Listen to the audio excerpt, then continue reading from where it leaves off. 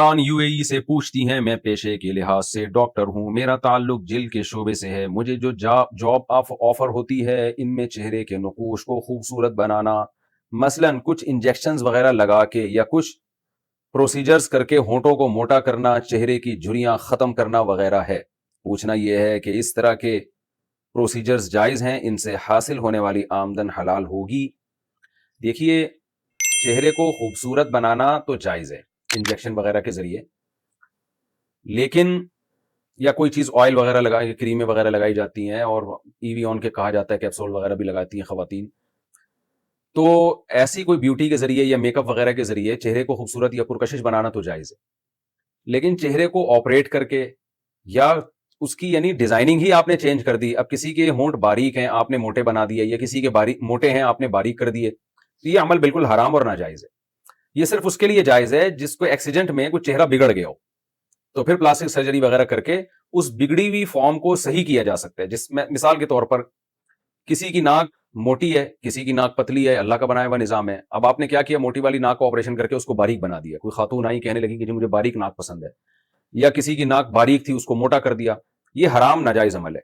لیکن ایکسیڈنٹ کی وجہ سے کسی کی ناک ٹیڑھی ہو گئی، اب وہ عیب پیدا ہو گیا، تو اس کو اس کی اصل شیپ میں لانا یہ جائز ہے۔ تو اس لیے آپ صرف اتنا اس میں ایکٹیویٹی کر سکتی ہیں، اتنا کر سکتی ہیں کہ زینت پیدا ہو جائے، لیکن چہرے کی ڈیزائننگ چینج ہو جائے یہ جائز نہیں ہے۔ جیسا اللہ نے بنایا ہے ویسے ہی رہنا پڑے گا۔ رسول اللہ صلی اللہ علیہ وسلم نے فرمایا لعن اللہ المتفلجات، وہ عورتیں جو دو دانتوں میں خلا پیدا کرتی ہیں نا گھسائی کے ذریعے، ان پر اللہ کی لعنت ہو۔ اب دیکھیں، دانت صاف کرنا، فنیشنگ، یہ تو جائز عمل ہے، سفید کرنے کے لیے یا ان میں بیوٹی پیدا کرنے کے لیے یہ تو جائز عمل ہے، یا کسی کے دانت بہت زیادہ باہر آ گئے ہوں، ہونٹوں سے باہر نکل رہے ہوں، اس کو تکلیف ہوتی ہے بات کرنے میں اور مسلسل ہونٹ کھلے رہتے ہیں اس کے،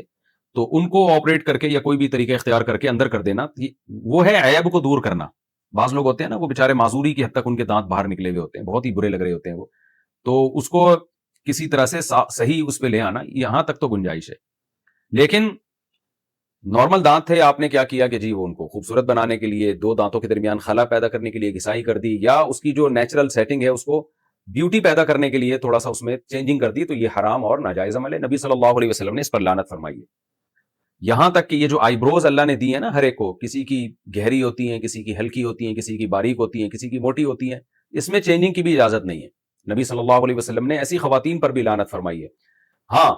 بہت ہی کوئی عیب ہو کسی میں کہ جو نارمل اس سے ہٹا ہوا ہو، یعنی اس کا معاملہ کسی خاتون کا اتنی گھنی آئی بروز ہوں اور بالکل آپس میں ملی بھی ہوں، جو عام طور پر کسی کی ہوتی نہیں ہے، اتنی یعنی دیکھتے ہی لگے کہ بھئی اب نارملٹی ہے، تو اس کو نارمل کر دینے کی اجازت ہے۔ تو اس لیے آپ اس میں صرف اتنا کام کر سکتی ہیں جو جائز ہے، اور اس کے علاوہ چہرے کی جھریاں ختم کرنے کے لیے آپریٹ کر کے یا پلاسٹک سرجری کر کے بڑھاپے کی جھریاں ختم کرنا یہ بھی حرام ناجائز ہے، کیونکہ بڑھاپے میں جھریاں آنا بھی ایک نیچر ہے نا، تو اس نیچر کو تبدیل کرنے کی بھی اجازت نہیں ہے۔ ہاں، خوراک کے ذریعے جھریاں چینج کرنے کی کوشش کرنا یا انجیکشن بھی یعنی اس میں کوئی اوپر سے کوئی ڈینٹنگ پینٹنگ کا کام نہیں ہو رہا ہوتا، تو اس کے ذریعے جھریاں ختم کرنے کی کوشش کرنا وہ جائز ہے۔ یا کسی کے وقت سے پہلے بہت زیادہ جھریاں ہو گئی ہوں، بھی کم عمری میں بہت زیادہ جھریاں پیدا ہو گئی، یہ بھی ایک عیب ہے، تو اس عیب کا ازالہ بھی جائز ہے۔ لیکن ایج کی وجہ سے جو آپ کے چہرے پہ جھریاں پیدا ہوتی ہیں وہ تو ایک نیچر کا حصہ ہے۔ تو جیسے بڑھاپے میں سفید بالوں کو کالا کرنا جائز نہیں ہے، کلر لگا کے خوراکیں کھا کے کالا کرنا جائز ہے۔ جب بڑھاپے میں کسی کے بال سفید ہو جائیں، اول تو وہ کالے ہوتے نہیں ہیں، کچھ بھی کر لیں، لیکن اگر کوئی ایسی میڈیسن ایجاد ہو جائے کہ آپ نے کھایا، وہ کھانا شروع کیا آپ نے، یا کوئی ایسی خوراکیں لینا شروع کی کہ وہ سفید بال کالے ہونا شروع ہو جائیں، تو یہ جائز ہے، کیونکہ یہ تو اندر ہی سے ایک عمل ہو رہا ہے نا، لیکن اوپر سے کالا کولا کرنا جائز نہیں ہے۔ تو اسی طرح یاد رکھیں کہ خوراک کے ذریعے چینجنگ کرنا یہ جائز عمل ہے، لیکن آپریٹ کر کے پلاسٹک سرجری وغیرہ کر کے اوپر سے چینجنگ کرنا یہ حرام ہے، اور اس میں وہ تفصیل ہے جو میں نے آپ کے سامنے ابھی بیان کی ہے۔ کفر و شرک سے توبہ کا طریقہ۔ انوشا صاحبہ انڈیا سے پوچھتی ہیں، اگر کسی نے جانے انجانے میں کفر یا شرک ہو گیا تو کیا نماز، روزہ وغیرہ سے تجدید ایمان ہو جاتا ہے؟ کفر سے توبہ کیا 2 رکعت نماز پڑھ کر ہی کرنی ہوگی؟ دیکھیں، ہر بڑے سے بڑے گناہ کو اللہ تعالیٰ توبہ کے ذریعے معاف کر دیتے ہیں۔ ہاں، یہ ضرور ہے کہ کچھ گناہ ایسے ہیں کہ جن میں توبہ کے علاوہ کفارہ بھی ہوتا ہے، کچھ گناہ ایسے ہیں جن میں توبہ کے علاوہ پھر جو گناہ ہوا ہے اس کی قضا بھی، یعنی اس کی تلافی بھی ہوتی ہے۔ جیسے آپ نے قسم کھا کے توڑ دی تو گناہ ہوا، توبہ بھی کرنی پڑے گی اور کفارہ بھی۔ رمضان کا روزہ آپ نے توڑ دیا تو توبہ بھی کرنی پڑے گی آپ کو اور 60 روزوں کا کفارہ بھی دینا پڑے گا. تو اور کچھ, یہ تو کفارے کی مثال آ گئی. کچھ گناہ ایسے ہیں کہ جن میں آپ کو